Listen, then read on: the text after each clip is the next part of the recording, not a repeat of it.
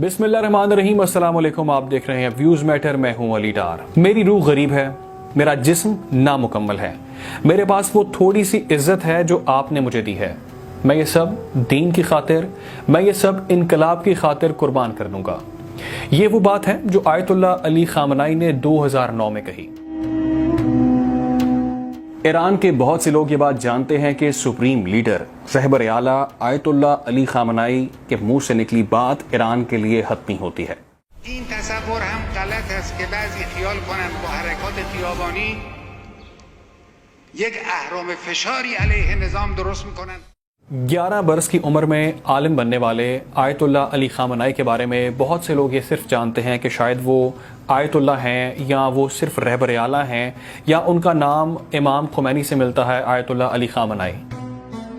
مگر آیت اللہ علی خامنائی کا انتخاب امام خمینی نے کیا تھا۔ ایران عراق جنگ کے بعد پاسداران انقلاب کو بااختیار بنانے والے آیت اللہ علی خامنائی کی بدولت آج ایران، امریکہ اور اسرائیل جیسے ممالک کو آنکھیں دکھاتا ہے۔ دوستو، آیت اللہ علی خامنائی ایران کے مقدس ترین شہر مشہد میں پیدا ہوئے۔ آپ 1939 میں پیدا ہوئے اور آپ اپنے والد کے نقش قدم پر چلتے ہوئے عالم دین بننا چاہتے تھے۔ یہ فیصلہ ایک آسان فیصلہ نہیں تھا، کیونکہ علی خامنائی رضا شاہ پہلوی جیسے سیکولر بادشاہ کے دور میں بڑے ہوئے۔ وہی رضا شاہ پہلوی جو مذہب کو ایک قدیم اور مشکوک چیز سمجھتا تھا، جس کے دور میں ایران میں ماڈرنائزیشن کے نام پر نامناسب لباس کا استعمال، شراب خانے اور ڈانس کلب جیسی سرگرمیاں عام ہو چکی تھیں۔ 11 برس کی عمر میں عالم بننے والے علی خامنائی کی زندگی آسان نہ تھی۔ جس عمر میں ان کے ہم عمر ساتھی کھیلوں جیسی سرگرمیوں میں مصروف ہوتے تھے، آپ ایک عالم کا لباس پہنے اپنے مشن کے حصول کے لیے محنت کرتے تھے۔ آپ کا مشن دین اسلام تھا۔ دوستو، چونکہ رضا شاہ پہلوی کی بادشاہ تھی اور ایران ایک مشکل ترین دور سے گزر رہا تھا، ایسے میں 1962 میں آیت اللہ علی خامنائی نے امام خمینی کی انقلابی تحریک میں شمولیت اختیار کر لی۔ یہ وہی تحریک تھی جو رضا شاہ پہلوی کی سوچ کے عین مخالف تھی۔ ویورز، اگر ہم آیت اللہ علی خامنائی کی اسٹرگل کے حوالے سے بات کریں تو آیت اللہ علی خامنائی کی سب سے بڑی اسٹرگل یہ تھی کہ وہ ایران کے بادشاہ شاہ آف ایران کے مخالف امام خمینی کے ساتھی تھے۔ امام خمینی کے بارے میں آپ میں سے بہت سے لوگ جانتے ہوں گے۔ امام خمینی نے دین اسلام کی خاطر، امام خمینی نے انقلاب کی خاطر ایران میں سب سے بڑا کردار ادا کیا۔ رضا شاہ پہلوی کی حکومت تھی اور ایران میں صرف نظام رضا شاہ پہلوی کا تھا۔ امام خمینی کو ایران سے جلا وطن کیا گیا، مگر ان کے حامی، ان کے ساتھی، ان کے فالوور آیت اللہ علی خامنائی نے اپنی کوشش جاری رکھی۔ انہوں نے مشکل حالات میں ان کا ساتھ دیا اور انہوں نے ان کا پیغام پورے ایران میں پہنچایا، جس کی سزا ان کو کئی بار دی گئی۔ آیت اللہ علی خامنائی نے دین اسلام کی خاطر، آیت اللہ علی خامنائی نے امام خمینی کی خاطر بہت سی قربانیاں دی ہیں۔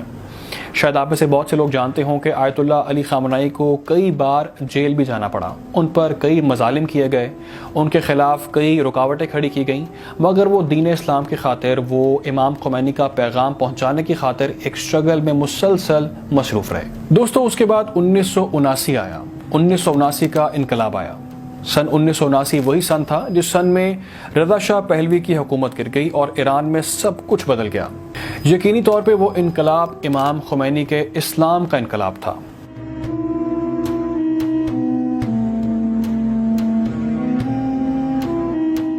اس انقلاب میں آیت اللہ علی خامنائی نے ان کا بھرپور ساتھ دیا۔ اس انقلاب کے بعد علماء کی ایک حکومت بن گئی۔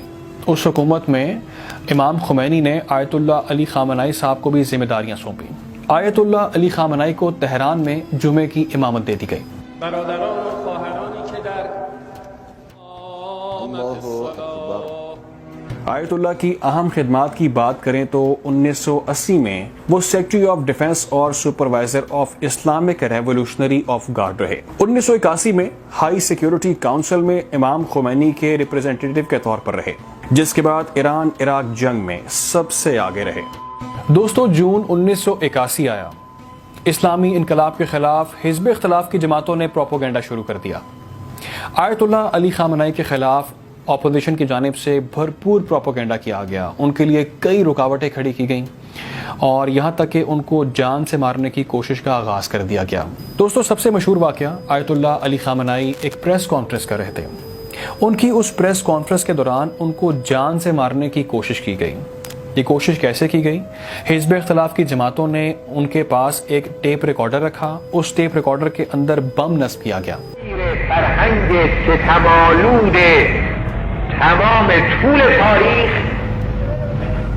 در مسائل سیاسی تبحر پیدا کنه نه ممکن بود در میدان‌های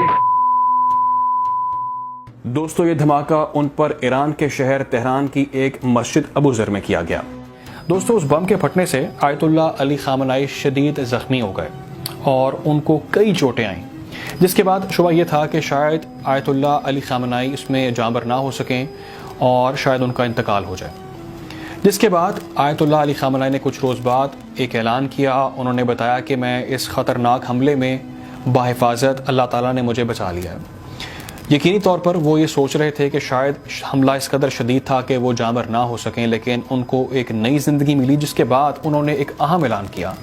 دوستو آیت اللہ علی خامنائی نے اہم اعلان کیا۔ انہوں نے کہا کہ میں نے اس بارے میں بھرپور سوچا جب مجھ پر حملہ کیا گیا، یقینی طور پر اللہ تعالیٰ نے مجھے اس میں بچا لیا اور اس کے اندر شاید اللہ تعالیٰ مجھ سے کوئی بڑا کام لینا چاہتا ہے۔ دوستو ابھی وہ صحت یاب ہو ہی رہے تھے کہ ان کو ایک بڑی ذمہ داری دے دی گئی۔ آیت اللہ علی خامنائی کو ایران کا صدر منتخب کیا گیا۔ ان کو یقینی طور پر سب یہ جانتے تھے کہ وہ ایک وفادار اور پیروکار شخصیت کے مالک ہیں۔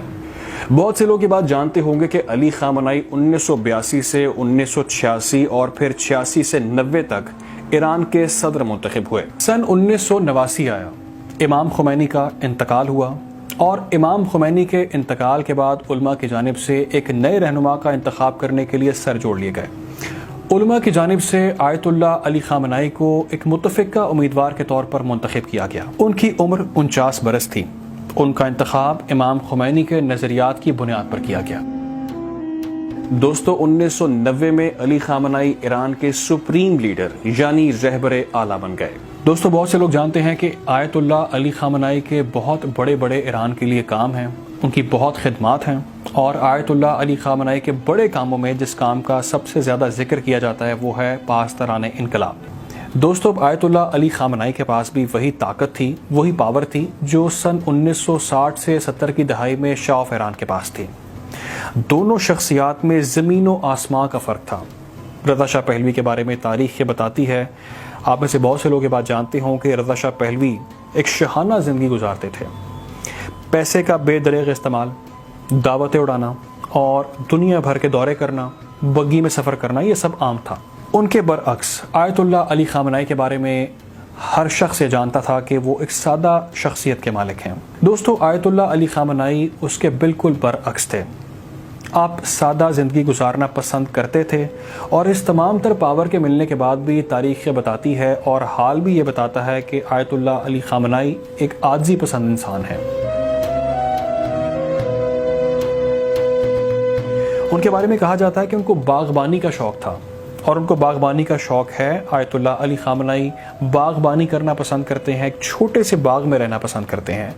اگر آپ کو یہ ویڈیو اچھی لگی ہے تو اس کو لائک کریں، اس چینل کو سبسکرائب کریں تاکہ مزید ایسی ویڈیوز آپ تک پہنچ سکیں۔ اپنا خیال رکھیے گا، دعا میں یاد رکھیے گا۔ اللہ حافظ۔